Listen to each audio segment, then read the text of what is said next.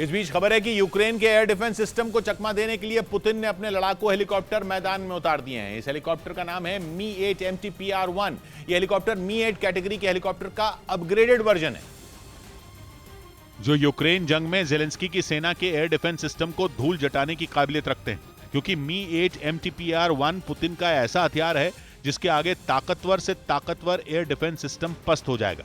ये मी-8 कैटेगरी के हेलीकॉप्टर का अपग्रेडेड वर्जन है, यानी पहले से ज्यादा खतरनाक, क्योंकि इस श्रेणी के हेलीकॉप्टर बनाए ही जाते हैं दुश्मन के रडार को चकमा देने के लिए। और मी-8 MTPR-1 में तो इलेक्ट्रॉनिक वॉरफेयर सिस्टम भी लगा है, जिसमें इलेक्ट्रोमैग्नेटिक रेडिएशन से दुश्मन की हर चाल पर नजर रहती है। और इसीलिए इस लड़ाकू हेलीकॉप्टर को यूक्रेन का काल कहा जा रहा है। ये बात जेलेंस्की खुद जाहिर कर चुके हैं कि वो रूस का मिसाइल अटैक नहीं झेल पा रहे हैं और उन्हें ऐसे एयर डिफेंस सिस्टम की जरूरत है जो यूक्रेन को रूस के मिसाइल अटैक से बचा सके। वैसे यूक्रेन के पास हाइमार्स यानी high mobility artillery rocket system है, जो उसे अमेरिका ने दिया है, लेकिन अब वो और खतरनाक एयर डिफेंस सिस्टम मांग रहा है, क्योंकि पुतिन नहीं रुक रहे, वो यूक्रेन को बर्बाद कर रहे हैं। ऐसा लगने लगा है कि यूक्रेन को कोई एयर डिफेंस सिस्टम नहीं बचा सकता। ऐसे में पुतिन ने अपने खतरनाक लड़ाकू हेलीकॉप्टर को भी मैदान में उतार दिया है, जिसे पिछले ही हफ्ते यूक्रेन जंग का हिस्सा बनाया गया। इससे जुड़ा एक वीडियो सामने आने के बाद इसकी पुष्टि हुई।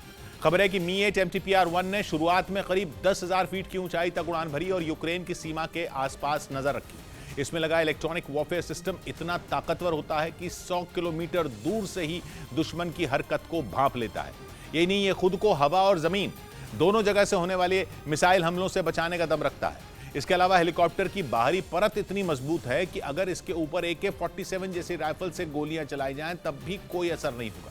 यही नहीं, आर्टिफिशियल इंटेलिजेंस की वजह से यह बिना पायलट के भी काम कर सकता है, यानी रूस चाहे तो इसे रिमोट से ऑपरेट कर सकता है और बिना पायलट के यूक्रेन भेज सकता है।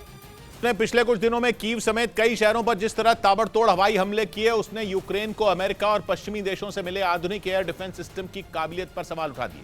खबर है कि इसी वजह से अब नेटो ने यूक्रेन को इजरायल के शक्तिशाली आयरन डोम एयर डिफेंस सिस्टम से लैस करने की मांग तेज कर दी, क्योंकि पुतिन के तेवरों ने यह दिखा दिया है कि यूक्रेन के शहरों पर उनकी मिसाइलों की बारिश फिलहाल थमने वाली नहीं है।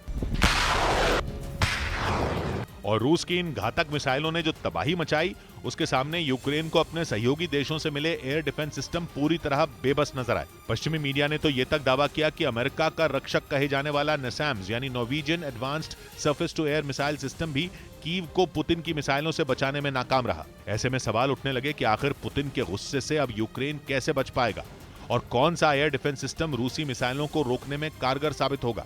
जिसके बाद इजरायल के शक्तिशाली एयर डिफेंस सिस्टम आयरन डोम का नाम एक बार फिर सुर्खियों में आ गया और नेटो के एक कमांडर ने यूक्रेन को आयरन डोम जैसे सुरक्षा कवच से लैस करने को जरूरी बता दिया, क्योंकि इजरायल ने इस ताकतवर एयर डिफेंस सिस्टम को किसी भी शहर या बड़े इलाके को दुश्मन की बमबारी से महफूज रखने के लिए ही तैयार किया है। इसकी इंटरसेप्टर मिसाइल अपने टारगेट को बड़ी आसानी से हवा में ही तबाह कर देती है। ये मिसाइल को भी रोक सकता है, रॉकेट के हमले भी नाकाम कर सकता है और तोप के गोलों को भी बेदम करने की ताकत रखता है।